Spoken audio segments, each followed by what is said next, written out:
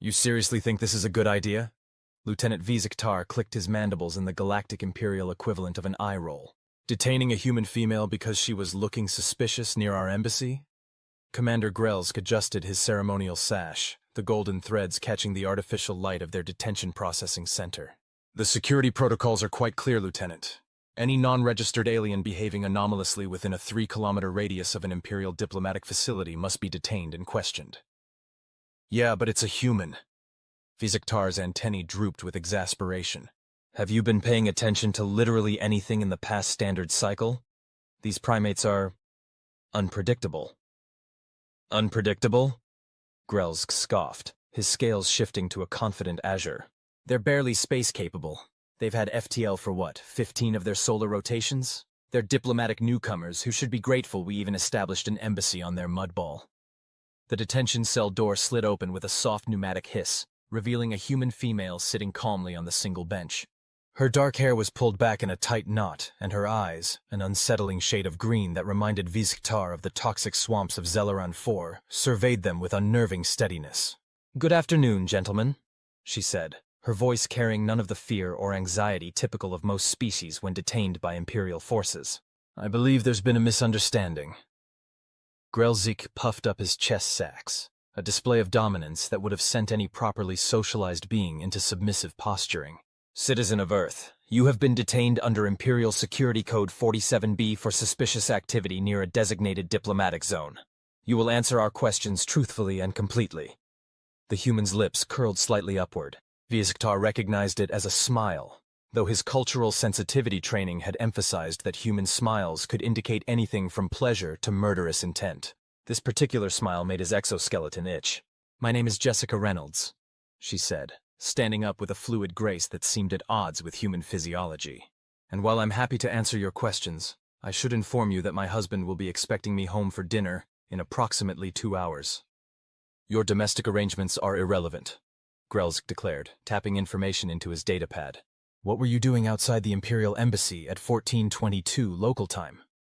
"Walking," Jessica replied simply. "It's a nice day, and your embassy happens to be on my usual route." Vkr'lak shifted uncomfortably. Something about this human was off. Most detained beings were either terrified or indignant. This one seemed almost amused. "Walking without purpose near a secure facility is grounds for suspicion," Grelsk continued, clearly enjoying the bureaucratic rigor of the interrogation. "Were you carrying any recording or surveillance devices?" Jessica sighed. "Just my phone, which your security drones confiscated, along with my purse, my sunglasses, and, rather unnecessarily, my hair tie." "All potential weapons," Grelsk snapped. "A hair tie?" Jessica raised an eyebrow. "I'd love to see that demonstration." Vkr'lak suppressed the chittering sound that served as his species' laughter. Perhaps these humans weren't so bad after all. "The subject is being uncooperative," Grelsk announced, his scales shifting to an irritated orange. "Lieutenant, log that the detainee is resistant to questioning." "With all due respect, Commander," Vkr'lak said carefully, "she has answered your questions." "Insufficiently." Grelsk's neck sacs inflated with indignation. "Human, we have intelligence suggesting Earth forces may be planning hostile actions against the Empire. Your presence near our embassy, combined with your evident military bearing, raises significant concerns." Jessica's expression changed subtly. "Military bearing? I'm a high school literature teacher." "Our scanners detected heightened muscle density and cardiovascular efficiency consistent with combat training," Grelsk said smugly. "Your deception compounds your suspicious behavior." For the first time, Jessica's calm facade cracked slightly. "Not with fear," Vkr'lak noted with growing unease, "but with something that looked remarkably like pity." "I do CrossFit," she said flatly. "It's a human exercise regimen, and yoga, and I run marathons, none of which, last I checked, was a crime under Galactic Imperial law." Grelsk leaned forward, his face tentacles twitching with authority. "We'll be holding you for extended questioning.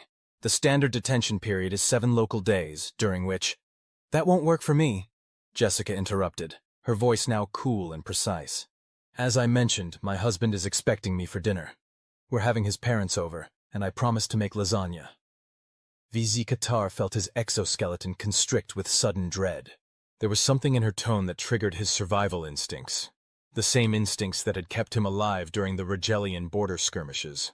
"Your domestic obligations are irrelevant to Imperial security concerns," Grelsk said dismissively. Jessica sighed and glanced at her wrist, where a simple timepiece circled. Let me be more specific. My husband, Master Sergeant Daniel Reynolds, United States Army 5th Special Forces Group, will be expecting me home. When I don't arrive, he will call my phone. When I don't answer, he will track my phone's location to your embassy. And approximately 45 minutes after that, things will get complicated. Vkr'lak's antennae went rigid with alarm. He had read the classified brief on human military specialists. The document had been disturbingly light on details but heavy on warning symbols. Are you threatening Imperial officers? Grelsk sputtered, his scales now cycling through patterns that indicated confusion and outrage.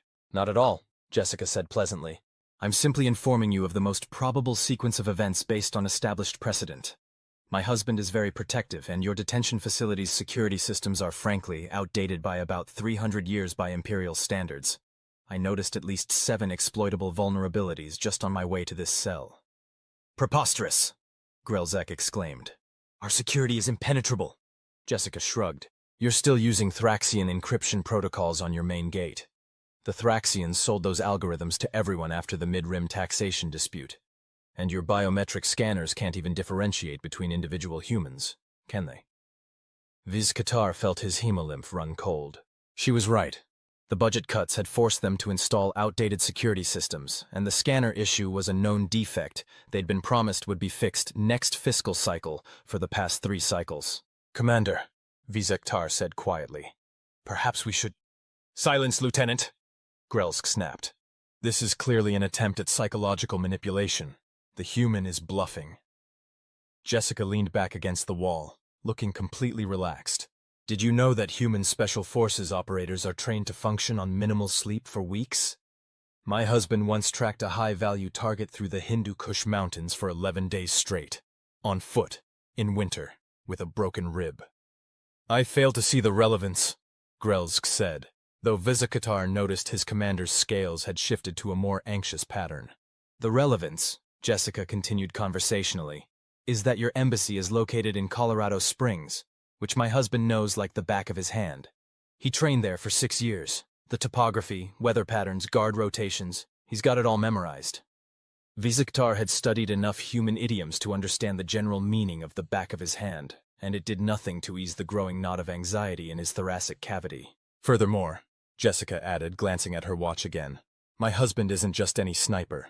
He holds the record for the longest confirmed kill in his unit. Though that's classified, so I probably shouldn't be telling you this. Vkr'lak's confidence was visibly wavering. This is clearly an attempt to intimidate Imperial officers, which is itself a violation of Galactic Code 34C, Section 12, Paragraph 7. Jessica finished for him. I know. I teach a module on galactic law to my advanced placement seniors. It's an elective. A notification chimed on Vkr'lak's datapad. He checked it and felt his exoskeleton nearly detach from his body in panic. Commander, he whispered urgently.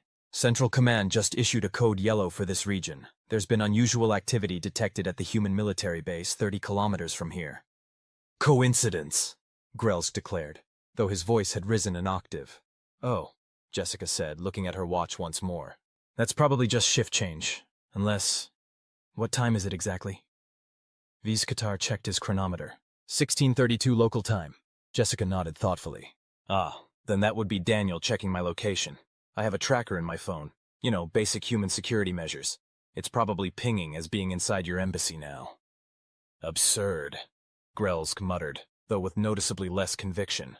Our facility has signal dampening technology, which operates on a fluctuating bandwidth between 30 and 700 gigahertz, Jessica said with a small smile. The tracker my husband designed operates at 750. He's always been thorough like that. Another alert chimed, this one more urgent.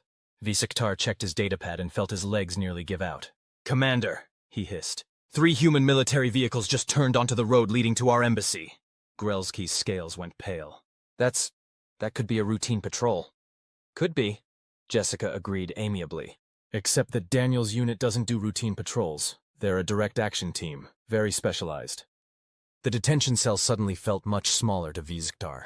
He had studied human warfare during his tactical training, brief modules that most Imperial officers dismissed as irrelevant given humanity's technological disadvantages. But he remembered one instructor, a grizzled veteran of first contact scenarios who had warned them. Humans don't fight like rational beings. They fight like cornered prey animals that suddenly realize they're actually apex predators. Commander, Vkr'lak said, no longer bothering to hide the urgency in his voice. I strongly recommend we release the human immediately and issue a formal diplomatic apology. Nonsense, Vkr'lak blustered, though his color had drained to a sickly gray. We cannot be intimidated by primitive local forces. The Imperial Handbook clearly states— Commander, Jessica interrupted gently, your handbook was written before your people encountered humans. With all due respect, you might want to consider that an update is overdue. As if to punctuate her point, a distant alarm began to wail. Vkr'lak's datapad erupted with alerts. Security breaches at the perimeter, communications interference, and a message from Central Command that simply read, Situation developing. Await instructions. What's happening? Vkr'lak demanded, his composure finally cracking. Jessica stood up, straightening her jacket with casual precision. If I had to guess, I'd say my husband has arrived with a few colleagues. He's probably already disabled your perimeter sensors and communications array. Standard procedure, really. That's impossible, Vkr'lak sputtered. Our technology is centuries beyond human capabilities. True, Jessica acknowledged with a nod.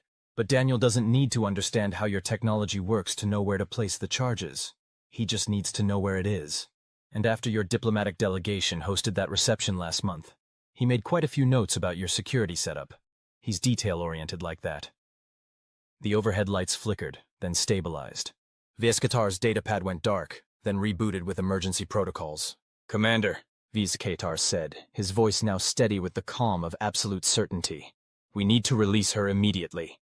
This is outrageous, Vkr'lak protested, though he was already moving toward the door.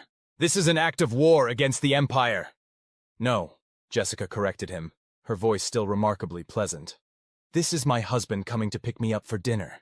The act of war was when you detained a civilian without cause in violation of the Treaty of Geneva Alpha, Section 3, regarding diplomatic conduct on Earth. Vkr'lak's communications implant crackled to life, broadcasting on the emergency channel. The voice that came through was human, male, and disturbingly calm. Imperial Detention Facility. This is Master Sergeant Daniel Reynolds, United States Army. You are currently holding my wife illegally. You have exactly 5 minutes to release her at your main entrance, unharmed and with all her possessions. After that, I'll come get her myself. Your choice. Vkr'lak's face tentacles went limp with shock. How did he access our secure channel? Oh, Daniel's good with technology, Jessica said with obvious pride. Not in a technical way. He can barely program our home entertainment system. But he knows people who are. His unit has a very diverse skill set. Another alarm joined the first, this one more strident. The lights flickered again. That would be your backup generator being isolated, Jessica explained helpfully. They'll leave life support intact, of course. Daniel's very ethical that way. Vkr'lak made an executive decision. Commander, I am releasing the detainee under my authority as security liaison. This is clearly a diplomatic incident that requires immediate de-escalation. For once, Vkr'lak didn't argue. His scales had settled into the mottled pattern of profound existential dread, a coloration Vkr'lak hadn't seen since their academy days during final examinations. This will have consequences, Vkr'lak muttered weakly as Vkr'lak opened the cell door. The Imperial Diplomatic Corps will file formal protests. I'm sure they will, Jessica agreed, stepping out of the cell. And I'm sure the Earth Diplomatic Corps will counter-sue under Galactic Statute 47, the one about wrongful detention of citizens from developing worlds. It's quite specific about compensation rates. Vkr'lak led Jessica through the detention area, noticing with alarm that all the security doors were already unlocked. The facility's AI assistant was offline, and the few staff members they passed looked thoroughly confused. Your husband did all this? Vkr'lak couldn't help asking as they hurried down the main corridor. Jessica gave him a sidelong glance. Daniel and his team, yes. Although I suspect most of the electronic warfare is courtesy of Lieutenant Kim. She's their communications specialist, absolutely brilliant with signals intelligence. She once hacked a terrorist cell's communications network using just a modified child's toy and a satellite phone. They reached the main entrance, where a cluster of agitated Imperial officers had gathered. Through the transparent aluminum doors, Vkr'lak could see 3 armored human vehicles positioned strategically around the embassy perimeter. They were primitive by Imperial standards, wheeled rather than hovering, projectile weapons instead of energy. but somehow that made them more menacing, not less. "Commander Grelsk," one of the officers reported, "the humans have established a perimeter and disabled our defensive systems. Central Command is not responding to our emergency signals." "That's because you're broadcasting on a frequency they can't receive," Jessica pointed out helpfully. "Your transmission array has been recalibrated to send everything to what I believe is the equivalent of your Imperial non-emergency services line. You know, the one for reporting minor code violations and noise complaints." Grelzki's color shifted to a deep, humiliated purple. "Release her," he ordered, no longer bothering to maintain any pretense of protocol, "and return her possessions immediately." An aide scurried forward with Jessica's confiscated items: a small handbag, a communication device, eyewear, and the mysterious hair tie that had been classified as a potential weapon. "Thank you," Jessica said politely, gathering her belongings. She expertly rewound her hair into its previous configuration, securing it with the elastic band in a motion too quick for Vkr'lak to analyze for potential combat applications. "Lieutenant Vkr'lak," Grelsk said stiffly, "escort the human to the entrance and ensure she is safely transferred to the human forces." Vkr'lak nodded and gestured for Jessica to follow him to the doors. As they walked, he couldn't contain his curiosity. "Mrs. Reynolds," he said quietly, "may I ask you something?" "Of course," she replied. "You knew this would happen the moment we detained you, didn't you?" Jessica adjusted her bag on her shoulder. "Let's just say I've been through similar scenarios before. Daniel's job creates certain recurring situations. And you remain so calm because panic is counterproductive," she said simply. "And because I knew that once Daniel realized I was being held here, the situation would resolve itself one way or another." They reached the entrance. Vkr'lak hesitated, then asked one final question. "The information about your husband, was it all true?" Jessica smiled, and for the first time, Vkr'lak understood why some species found human expressions unnerving. There was something in her eyes, something ancient and predatory that had nothing to do with her pleasant demeanor. "Lieutenant, everything I told you about my husband was absolutely true. In fact, I significantly understated several points. Daniel isn't just good at what he does. He's exceptional. And what he does, primarily, is eliminate threats to people he cares about." The doors slid open. Outside, a human male in what Vkr'lak recognized as civilian attire, though with distinctly military posture, stepped forward from beside one of the vehicles. He was unremarkable by human standards: average height, athletic build, close-cropped hair. But his eyes... Vkr'lak felt a primordial shiver run through his exoskeleton. Those eyes had the flat, patient look of an apex predator. "Hey, Jess," the human called casually, as though this were a routine social encounter. "Ready for dinner? Your lasagna has a tight timeline." Jessica turned to Vkr'lak with a final, genuine smile. "Thank you for your assistance, Lieutenant. I hope the rest of your diplomatic posting on Earth is less eventful." She walked out to meet her husband, who wrapped an arm around her shoulders in what Vkr'lak's cultural training identified as a protective gesture. The man glanced up at the embassy, his gaze sweeping over the building in what was clearly a tactical assessment, before settling briefly on Vkr'lak himself. Their eyes met for just a moment, but in that instant, Vkr'lak understood something fundamental about humans that no Imperial briefing had managed to convey. They didn't fight like soldiers. They fought like people protecting their families, and that made them infinitely more dangerous than any soldier. Daniel Reynolds gave Vkr'lak a small nod, acknowledgement, perhaps even respect from one professional to another, before turning away. The couple walked unhurriedly to their vehicle, where several other humans waited. There was no triumphalism, no posturing, no victory celebrations. They simply left. Vkr'lak watched as the vehicles departed with military precision, maintaining formation until they disappeared around a bend in the road. Only then did he become aware that Commander Grelsk had joined him at the entrance. "This incident will not be included in official reports," Grelski said quietly, his scales now a subdued, embarrassed beige. "Central Command need not be troubled with minor security exercises."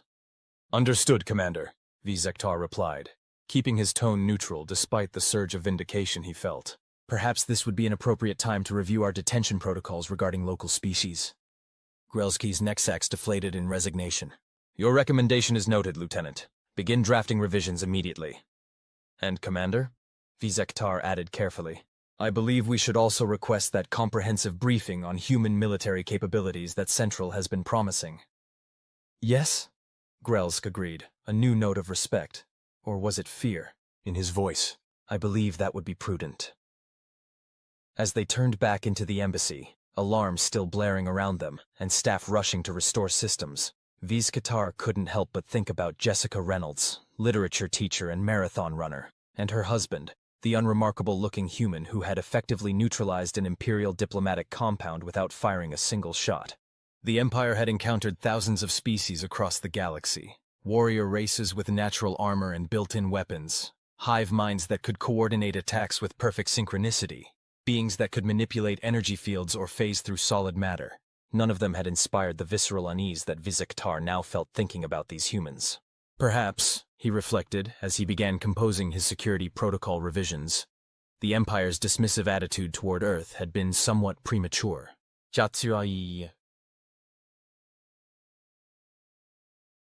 So how was your day, babe? Daniel asked as they pulled away from the Imperial Embassy. His tone conversational, despite the 4 heavily armed Special Forces operators in the vehicle with them. Jessica fastened her seatbelt and checked her watch. Enlightening. Their detention cells need better lighting, and their interrogation techniques are outdated. Did you know they're still using threat posturing as a primary intimidation tactic? So last century. Daniel smiled. The kind of smile that never quite reached his eyes when he was coming down from operational mode. Gotta say I was impressed by how quickly their security systems went down. Kim barely had to try. From the driver's seat, Lieutenant Kim snorted without taking her eyes off the road. Their encryption was a joke. It's like they downloaded it from baby's first security protocol. I've seen better protection on discount online shopping sites. Still, said Captain Wilson from the back, already stowing his equipment with practiced efficiency. We should expect some diplomatic fallout. Technically, we just executed an unauthorized operation on foreign soil. Technically, Jessica corrected. You executed a rescue operation after foreign agents illegally detained an American citizen.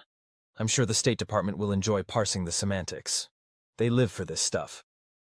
Daniel squeezed her hand. To the others, it probably looked like a simple gesture of affection. Jessica knew better. He was checking her pulse, her skin temperature, subtle signs of shock or trauma that she might be hiding. 15 years of marriage to a Special Forces operator had taught her to recognize his professional assessments disguised as casual touches. I'm fine, she assured him quietly. They were bureaucratic, not brutal. The commander, Vkr'lak, was basically a middle manager with scales and delusions of grandeur. And the lieutenant? Daniel asked, his tone light but his attention focused. Jessica considered this. Vkr'lak, more perceptive. He figured out the situation faster. Probably has actual field experience, unlike his commander. He might be worth cultivating as a contact. Captain Wilson chuckled from the back seat. Only you could turn getting detained by aliens into a networking opportunity, Jess. I'm a high school teacher, Jessica replied with a shrug. My entire professional life is about managing hostile entities with underdeveloped frontal lobes. The Galactic Empire isn't that different from junior year English class. The team laughed, tension bleeding out of the vehicle as they put distance between themselves and the embassy. Jessica relaxed against the seat, the familiar rhythm of post-operation banter washing over her. This wasn't the first time Daniel's team had extracted her from an uncomfortable situation, though it was admittedly the first involving extraterrestrial diplomats. So, she said, checking her watch again, we have approximately 40 minutes to get home before your parents arrive for dinner. I still need to make the lasagna. Daniel gave her a look of mock horror. You mean you didn't have it prepped and ready to go before deciding to get yourself detained by alien bureaucrats? I'm shocked, Jessica. Shocked. I had it prepped, she countered. It just needs to be assembled and baked. Your mother's bringing the garlic bread, remember? Lieutenant Kim glanced in the rearview mirror. Do you want us to call ahead? Sergeant Mitchell could preheat the oven before we get there. Jessica smiled at the young officer's earnestness. That's sweet, Kim, but Mitchell and Thompson can stand down. The diplomatic incident is over, and I can handle dinner prep. Besides, your team has already done enough unofficial operations for one day. Daniel's phone buzzed. He checked it and groaned. Speaking of unofficial operations, General Howard wants a casual debrief about today's training exercise near the Imperial Embassy. That was fast, Captain Wilson observed. Someone at State must have gotten a call. Well, Daniel said with a sigh. At least the General had the good sense to classify it as a training exercise. That gives everyone diplomatic cover. Jessica patted his knee. Tell him you'll brief him tomorrow. Tonight we have dinner with your parents. and I refuse to let interstellar diplomacy interfere with your mother's critique of my lasagna recipe." Daniel laughed and tucked his phone away without responding to the message, a small act of rebellion that spoke volumes about his priorities. The rest of the team exchanged knowing looks. In the unofficial hierarchy of Daniel Reynolds' life, Jessica outranked everyone, including 4-star generals and, apparently, the entire Galactic Empire.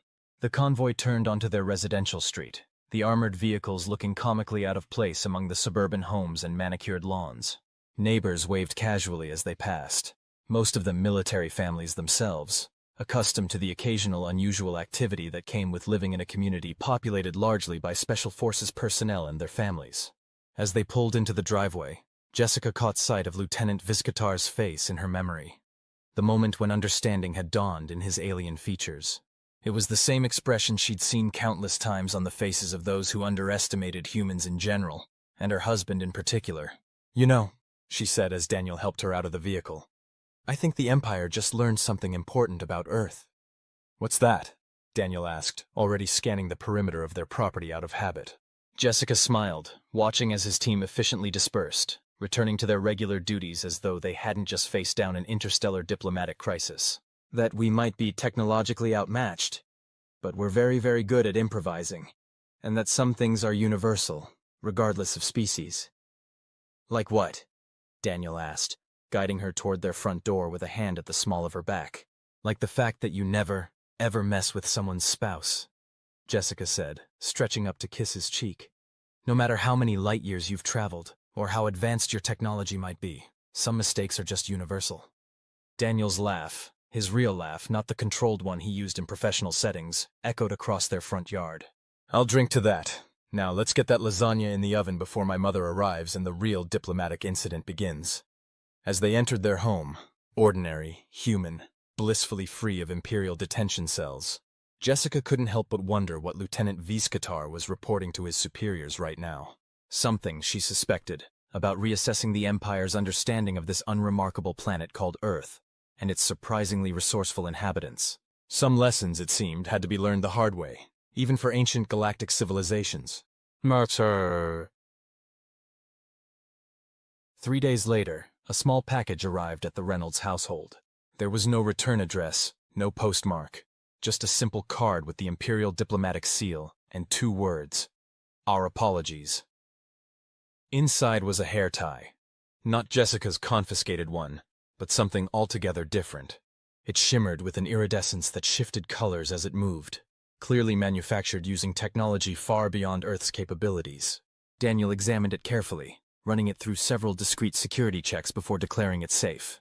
"Diplomatic gift?" he suggested, turning the exotic item in his fingers. Jessica smiled, remembering Lieutenant Vizcatar's puzzled expression when she'd mentioned the confiscated hair tie. "No," she said, taking the shimmering band and using it to secure her hair. "I think it's more personal than that. I think it's a sign of respect." Daniel raised an eyebrow. "From aliens who detained you illegally?" "From one professional to another," Jessica corrected him. "I suspect Lieutenant Vizcatar has more in common with you than either of you would care to admit." "How so?" Daniel asked, his expression skeptical. Jessica touched the alien hair tie, feeling its strange warmth against her skin. "You both understand what it means to protect what matters, even when the odds are against you. And you both know when to admit you've underestimated an opponent." Daniel considered this, then nodded slowly. "Fair enough, though I hope he's learned not to underestimate Earth women specifically." "Oh, I think that lesson was received loud and clear," Jessica laughed. "In fact, I wouldn't be surprised if there's a new chapter in the Imperial Diplomatic Handbook. Caution. Human females may be more dangerous than they appear." "With a subsection on literature teachers?" Daniel suggested with a grin. "Especially literature teachers," Jessica agreed. "After all, we spend our days convincing teenagers that their actions have consequences. Compared to that, educating a galactic empire is practically a vacation." In his office at the Imperial Embassy, Lieutenant Vizcatar filed his unofficial report on human pair bonding behaviors and their implications for Imperial security protocols. His final recommendation, highlighted for emphasis, read simply: "When dealing with humans, assume family connections are tactical assets. Proceed accordingly." Commander Vkr'lak had approved the report without comment, his scales still showing traces of the embarrassed beige that had become his default coloration since the incident.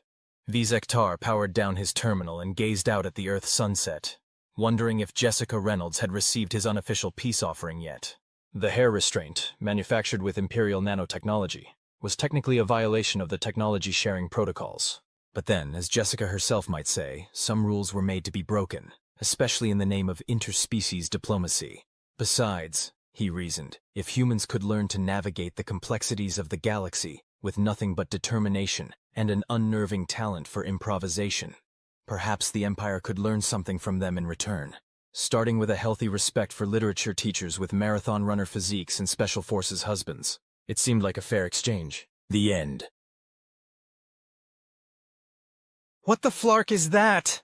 Vkr'lak whispered, their bioluminescent spots pulsing a panicked shade of neon purple. I think it's the new exchange student from Earth, replied Melix, adjusting their protective eye membranes to get a better look at the bipedal monstrosity that had just entered the gymnasium. That's a human? I thought they'd be smaller and less solid-looking. Vkr'lak's forearms curled protectively around their gelatinous torso. Why does it have so many hard edges? Shh, it's coming this way. The gymnasium of the Galactic Confederation Academy of Physical Sciences fell into an uneasy silence as the humans strode across the polished quantum-stabilized floor. The silence wasn't because the assembled students were being respectful. It was because most of them were busy calculating their nearest escape routes, or, in the case of the more dramatic Nebulons, mentally updating their final hollow-wills. The human, a female specimen named Jessie Kowalski, according to the terrifying rumor that had spread through the school faster than a Rigelian stomach virus, smiled at the assembled alien students. Several gasped at the sight of those flat, white structures visible between her parted lips. Were those teeth for crushing prey? Hey everyone, I'm Jessie, super excited to be part of your class, she waved enthusiastically. Professor Glexbolt, a venerable Andorian with 7 pulsating brain lobes and skin the consistency of wet tissue paper, somehow found the courage to float forward. Welcome, Earth student. We are delighted to have a representative from your, charming little death planet joining our physical education instruction. The professor's voice sacs vibrated with barely concealed terror. Oh, thanks, Jessie replied, completely missing the fact that half the class had instinctively oozed, slithered, or hovered toward the exits. So what are we playing today? I saw some equipment that looked kind of like volleyball, but with, like, anti-gravity nets. The professor's color shifted from a peaceful aquamarine to a disturbed mauve. We were planning to engage in gentle sphere passing, a non-competitive relaxation activity designed to promote interspecies harmony and minimize exertion-related injuries. Jessie's face fell slightly. Oh, cool. That sounds relaxing. Look, the thing you have to understand about humans is that we're basically space orcs. Not that we're green or anything, well, except for that one time Jessie ate those expired cheese puffs during her first week on the station. It's just that from the perspective of most sentient species in the Galactic Confederation, humans are walking, talking nightmare fuel. We evolved on a planet with 1G gravity, considered crushingly heavy by 82% of spacefaring species, with atmospheric oxygen levels that would be literally intoxicating to most aliens, and temperatures that fluctuate so wildly that most non-Earth life forms would need specialized environmental suits just to survive a typical spring day in Chicago. And that's before you even get to the really horrifying stuff, like the fact that humans regularly consume chemical compounds that would be classified as industrial-grade solvents on other worlds, or how we occasionally enjoy physical activities that deliberately cause micro-tears in our muscle fibers, for fun. Or most disturbing of all, how we can sustain serious physical damage and just keep going. So when Jessie Kowalski became the first human exchange student at the Galactic Confederation Academy, she wasn't just a curiosity. She was a walking biohazard from a Class X death world who, according to panicked research conducted by her alien classmates, could potentially survive being spaced for up to 90 seconds, could lift more than 3 times her body weight in an emergency, and, most terrifyingly, could repair broken bones. Naturally, the Academy administration had spent months preparing for her arrival. They'd reinforced the floors along her regular paths, installed emergency human containment fields in all common areas, and given every faculty member detailed protocols on what to do if the human exhibited signs of the mysterious and dreaded phenomenon known as adrenaline rush. What they weren't prepared for was how incredibly bored Jessie would be. And now, gently, I must emphasize.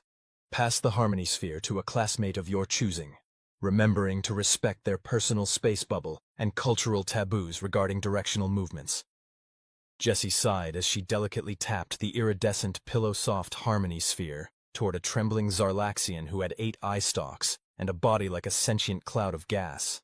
The sphere drifted lazily through the air at what Jessie could only describe as sloth speed, taking nearly 15 seconds to traverse the 3 meters between them. The Zarlaxian, Jessie thought its name was something like WASPs, though she still struggled with the subtle harmonics of gas-based languages, flinched dramatically as the sphere approached, causing it to bounce off one of its eye stalks and drift toward the ceiling. "Excellent restraint, Earth student," Professor Glaxbolt called out, sounding genuinely impressed. "Your control over your terrifying musculature is commendable." "Thanks," Jessie muttered, watching as 2 floatlings nervously used their telekinesis to retrieve the harmony sphere from the ceiling.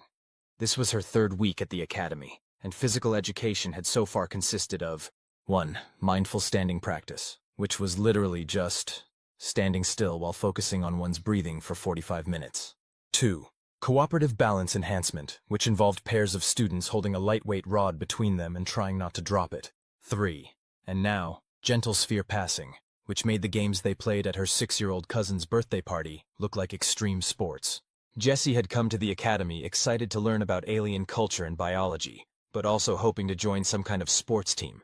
Back on Earth, she'd been captain of her high school soccer team, and had lettered in track and field. She wasn't a professional athlete or anything, just a normal, active human teenager who enjoyed the endorphin rush of a good workout.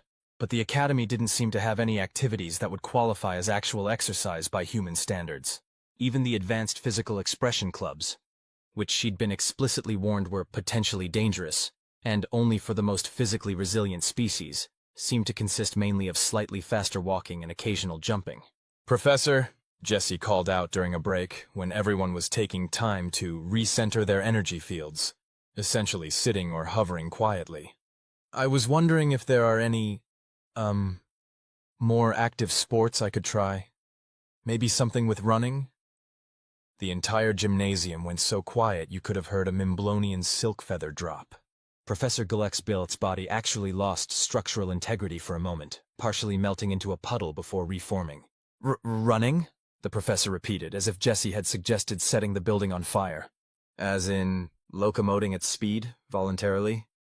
"Yeah, like for exercise? Or maybe something with jumping, or throwing?" Jessie tried to sound casual, though she was beginning to realize she'd committed some kind of social faux pas. A Versidian student nearby actually emitted a high-pitched squeal of distress and had to be escorted out by its emotional support drone. The professor drifted closer, lowering their voice. "Jessie Human, I understand that on your homeworld, such extreme physical activities might be commonplace.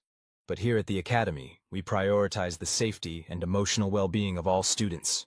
Activities like running or jumping would not only be physically impossible for many of our students, but would be genuinely traumatizing for others to witness."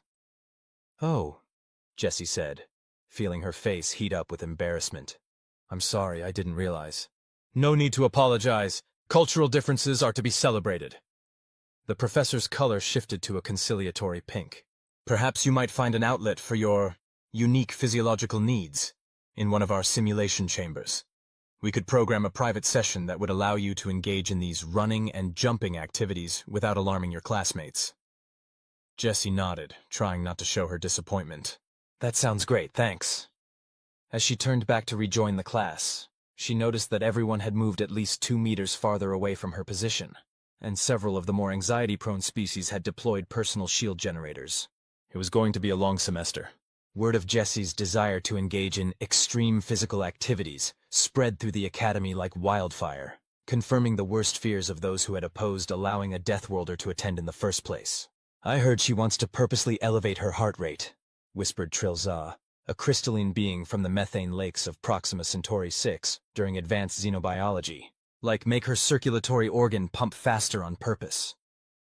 "My symbiotic information parasite says humans sometimes lift objects that are heavier than themselves," added Krek, whose species resembled what would happen if you crossed a jellyfish with a houseplant, for no reason other than to prove they can.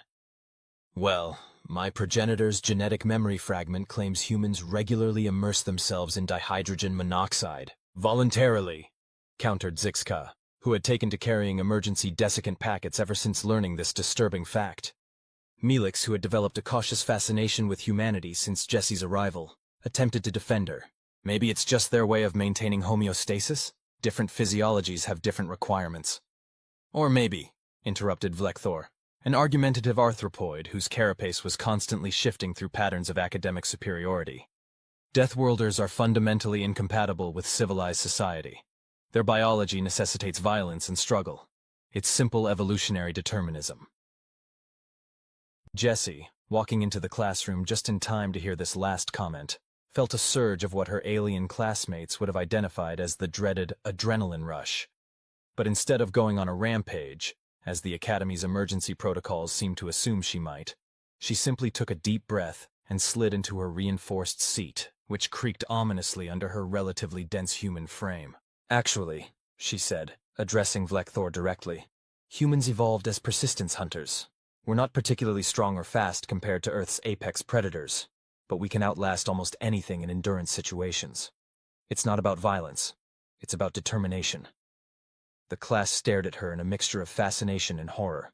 Persistence hunters? Repeated Professor Zilbnax, whose 6 eye stalks were now focused intently on Jessie. You mean your species evolved to chase prey until it collapsed from exhaustion? Jessie immediately regretted bringing this up.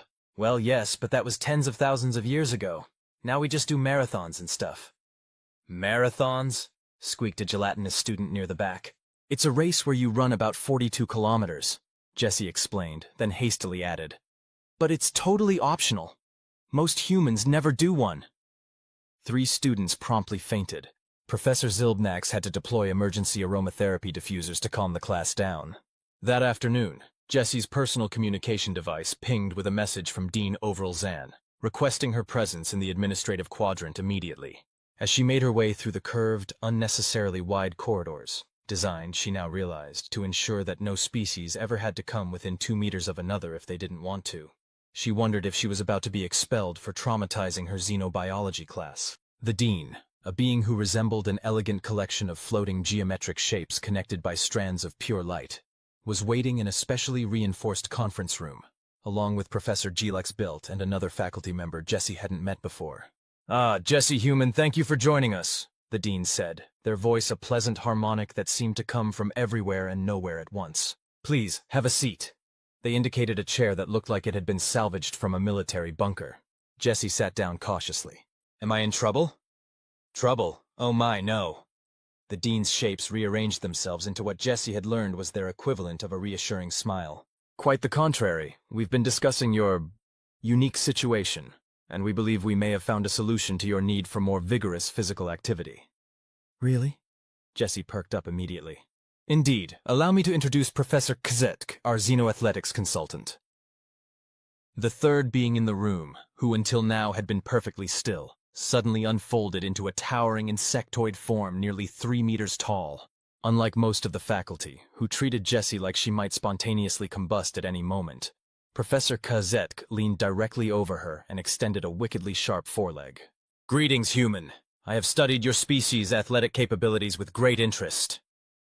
Jessie hesitantly shook the offered limb, which was surprisingly gentle despite looking like it could slice through steel. Nice to meet you too. Professor Kzetk comes from Rigel 9, which has a gravity of 0.8 g, still nowhere near the crushing environment of Earth, but substantially higher than most Confederation worlds, explained Dean Vkr'lak. The Rigelians are one of the few species who might be able to, how did you put it, keep up with a human in physical activities. I have developed a specialized training regimen that may satisfy your Deathworlder physiological requirements, announced Professor Kzetk, with what sounded like genuine enthusiasm. It includes resistance exercises, cardiovascular stimulation, and controlled impact activities. That actually sounds amazing, Jessie admitted, feeling a surge of hope for the first time in weeks. But what about the whole not traumatizing the other students thing? Dean Vkr'lak's shapes shifted into what might have been a conspiratorial configuration. We've allocated one of our remote laboratory chambers for your use. It's reinforced, soundproofed, and most importantly, not visible from any public areas of the Academy. Professor Kzetk has agreed to supervise these sessions personally. And you're okay with this? Jessie asked Professor Vkr'lak, who had been unusually quiet. The professor's tissue paper skin rippled slightly. I must admit, I was initially concerned. But after reviewing human medical literature, I've come to understand that denying you appropriate physical outlets could actually be detrimental to your health. As an educator, I cannot in good conscience allow that. We do have one condition, added the dean. These activities must remain strictly confidential. The psychological welfare of our more sensitive students remains a priority. Jessie nodded eagerly. Absolutely. I won't tell anyone. Thank you so much for arranging this. As she left the meeting, Jessie could hardly contain her excitement. After weeks of mindful standing and gentle sphere passing, she was finally going to get a real workout. Little did she know that her private training sessions would soon become the Academy's worst-kept secret. Did you hear? Trilza vibrated excitedly, their crystalline form catching the light from the cafeteria's ambient illumination field. The human was seen entering Laboratory Complex Delta 9 with Professor Kzetk yesterday. Delta 9? Isn't that the reinforced zone where they test exotic matter? Asked Zixka, whose bioluminescent spots had taken on a curious amber glow. Precisely. And according to my cousin's roommate's study partner, who works as a maintenance technician in that sector, they heard rhythmic impacts and vocalizations coming from inside. The small group of students huddled closer, their diverse anatomies temporarily united in shared gossip. What kind of vocalizations? Asked Melix, who had been quietly collecting data on human behavior patterns for a personal research project they hadn't quite worked up the courage to tell anyone about. Counting, in sequential numerical order, and then starting over again. Trilza was practically sparkling with excitement now. It's rumored the human was repeatedly lifting and lowering its mass against the artificial gravity field. You mean exercise? Suggested Melix. Shh, hissed Krek, extending a leafy appendage in admonishment. That's not terminology we use in polite company. Well, whatever it's called, I heard from an unreliable source that the human can move at speeds of up to 15 kilometers per hour using just its legs, added Vlekthor, who had joined the conversation despite claiming to find the topic beneath his intellectual dignity, and that it persists in this activity for up to 60 minutes without stopping for mental wellness breaks. A collective shudder ran through the group. But why would Professor Kzetk be involved? Wondered Zixka. Isn't he that scary insectoid who teaches advanced theoretical xenophysiology? Actually, came a voice from behind them, causing several members of the group to emit their species' respective versions of startled yelps.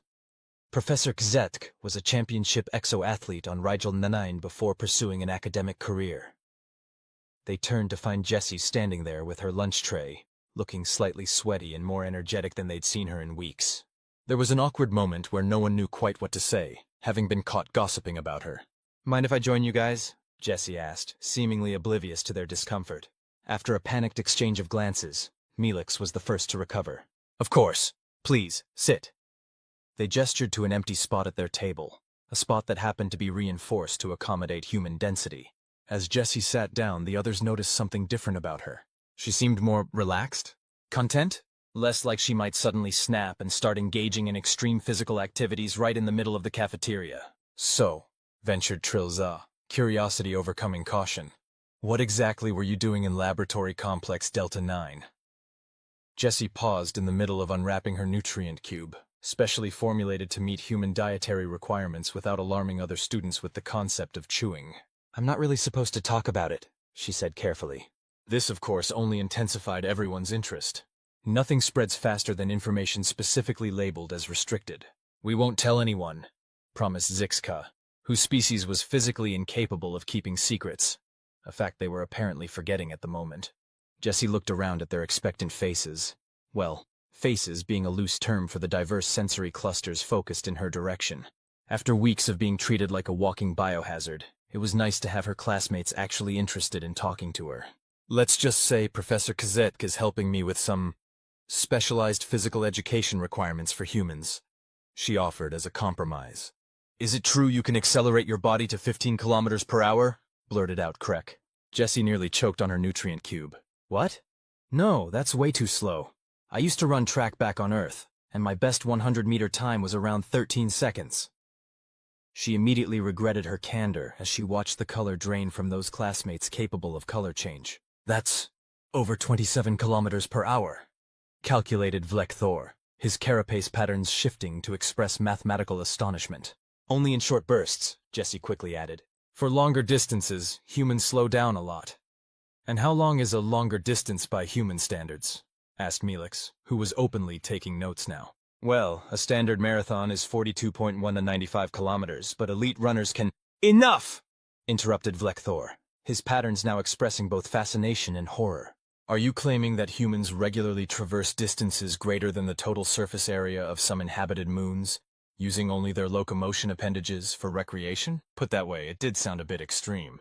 I mean, not all humans do marathons. Most of us just need some basic cardio and strength training to stay healthy, which is what Professor Kazedk is helping me with, Jesse explained, trying to downplay the whole thing.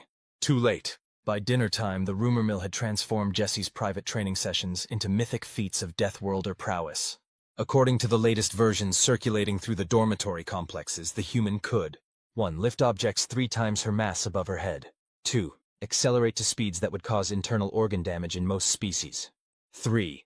Continue physical activity even after her expendable limbs had been severed. This was a particularly creative misunderstanding of Jesse's explanation of muscle fatigue. 4. Survive direct exposure to dihydrogen monoxide for extended periods. 5. And most disturbingly of all, deliberately increase her heart rate to levels that would qualify as a medical emergency for 90% of Confederation species. The Academy administration's attempt to keep Jesse's physical activities private had backfired spectacularly.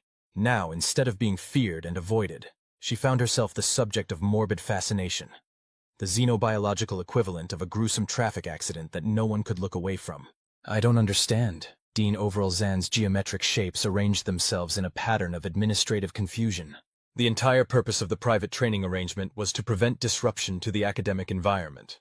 Now we have students lurking around Laboratory Complex Delta 9 trying to catch glimpses of the human engaged in physical activities. Professor Galaxbelt's tissue paper skin crinkled apologetically. It appears we may have underestimated the natural curiosity of our student body, esteemed Dean. Perhaps we should consider a different approach, suggested Professor Kazedk, whose booming voice caused the Dean's light strands to flicker in surprise.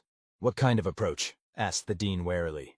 Educational demonstration! Professor Kazedk's mandibles clicked with enthusiasm. Rather than treating human physical capabilities as something to be hidden, we could present them in a controlled scientific context.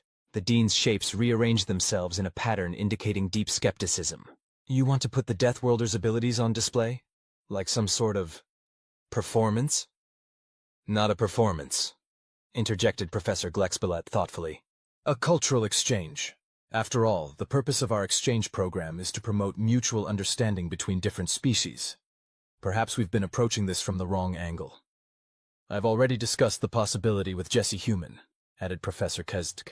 She is open to the idea, provided it is presented respectfully and with proper context. And you believe our students can handle observing Deathworlder exercises without psychological trauma? The Dean's voice carried heavy skepticism. We could make attendance voluntary, suggested Professor Glexblot, with extensive trigger warnings and emotional support drones on standby. The Dean's shapes whirled in what might have been the equivalent of a sigh. Very well, but I want complete safety protocols in place, and if there's even a single stress-molting incident, we're shutting it down immediately. The announcement appeared on the Academy's neural network the next day. Notice: Voluntary Educational Seminar. Comparative Physiology, Human Physical Capabilities in Context. Presented by Professor Kazedk and Earth Exchange student Jesse Kowalski. Warning: This presentation will include demonstrations of Deathworlder physical activities including but not limited to rapid locomotion, gravity resistance exercises, and elevated cardiovascular function. Attendance is completely voluntary. Emotional support services will be available. Despite the cautionary language, or perhaps because of it, the Academy's largest lecture hall was filled to capacity on the day of the presentation.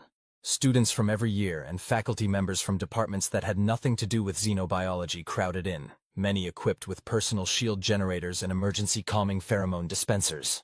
Professor Kazedk stood at the front of the hall, beside a visibly nervous Jessie and an elaborate array of scientific equipment. Welcome, colleagues and students! The professor's voice boomed, causing several of the more sensitive attendees to flinch. Today we have a unique opportunity to observe and understand the physiological adaptations that allow life to evolve on high-gravity, high-oxygen environments classified as death worlds. Jesse stepped forward, trying to appear as non-threatening as possible. Hi everyone. I just want to say that I'm really grateful for the chance to share a bit about human physiology with you all. I know some of our physical capabilities might seem alarming, but they're just adaptations to our home environment. Just like each of you has amazing adaptations to your own worlds. This diplomatic opening seemed to ease some of the tension in the room. Jessie saw Melix in the front row, giving her what she hoped was an encouraging gesture with 3 of their appendages. Before we begin, continued Professor Vkr'lak, I want to emphasize that humans are not inherently dangerous or aggressive. Their physical capabilities are simply the result of evolving on a planet with specific environmental pressures. Jessie has agreed to demonstrate some typical human physical activities, with full biometric monitoring for educational purposes. What followed was essentially a gym class demonstration that would have been utterly unremarkable on Earth, but which left the Academy audience alternately gasping in horror and buzzing with fascinated discussion. Jessie began with basic stretching exercises, which alone caused considerable alarm when she casually touched her toes, demonstrating a range of spinal flexibility that many attendees found distressing. As you can see, narrated Professor Vkr'lak, the human skeletal structure includes numerous articulation points that allow for omnidirectional movement. This flexibility evolved to help them navigate varied terrain in their pursuit of prey and avoidance of predators. Next came a series of bodyweight exercises, push-ups, sit-ups, squats, and planks. The sight of Jessie supporting her entire mass on just her hands and feet during a push-up caused one floatling student to emit a high-pitched keening sound. Notice how the human can manipulate its mass against 1g gravity using only muscular power, Professor Vkr'lak observed, while displays showed real-time data of Jessie's muscle activation patterns. This strength-to-weight ratio evolved to allow them to climb trees to escape predators and to construct shelters from heavy natural materials. But it was the cardio portion that really caused a sensation. When Jessie began jogging in place, the combination of rhythmic movement, visibly elevated respiration, and the real-time heart rate monitor, showing numbers that would indicate imminent cardiac arrest in most species, was almost too much for some attendees. "Is she dying?" squeaked a horrified voice from the back of the hall. "Not at all," boomed Professor Vkr'lak reassuringly. The human cardiovascular system is designed to operate efficiently at various levels of exertion. What you're witnessing is a perfectly healthy state that humans call aerobic exercise. But her heart is beating more than 140 times per minute, protested a medical student, whose own circulatory fluid moved through their system in a steady, unchanging flow. "Indeed, human hearts are remarkably adaptable organs," explained the professor. "They can sustain rates of 150 to 180 beats per minute for extended periods during physical exertion, and recover quickly afterward." To demonstrate this, Jessie stopped jogging and stood still while the audience watched in fascination as her heart rate gradually returned to normal. "Incredible," murmured Vkr'lak, whose academic disdain had given way to genuine scientific interest. "Their bodies can transition between different metabolic states within minutes." For the finale, Professor Vkr'lak had set up a small running track around the perimeter of the lecture hall, with scanners to measure Jessie's speed and biometric outputs.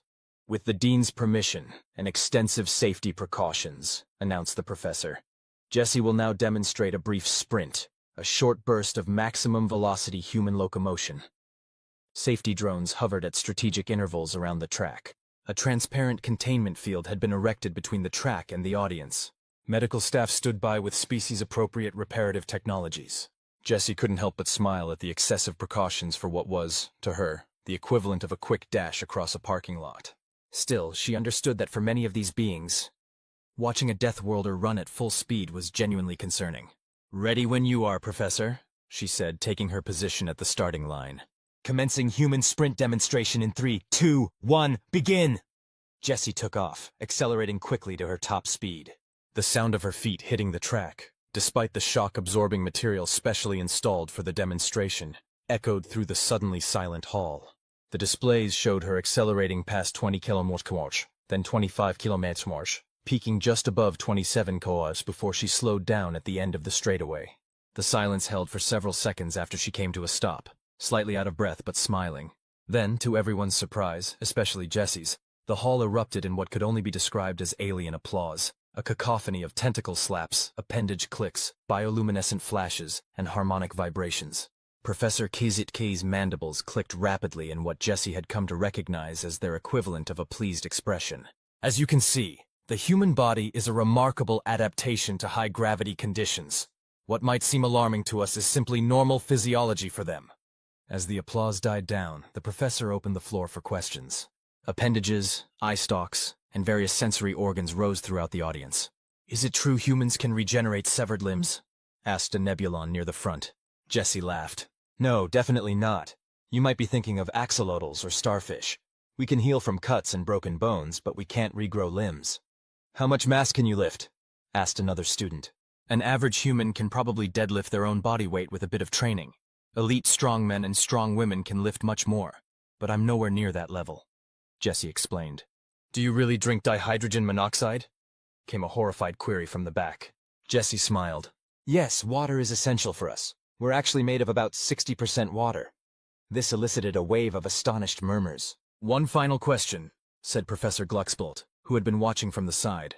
"Jesse, would you say that these physical activities are important to human well-being, beyond mere survival?"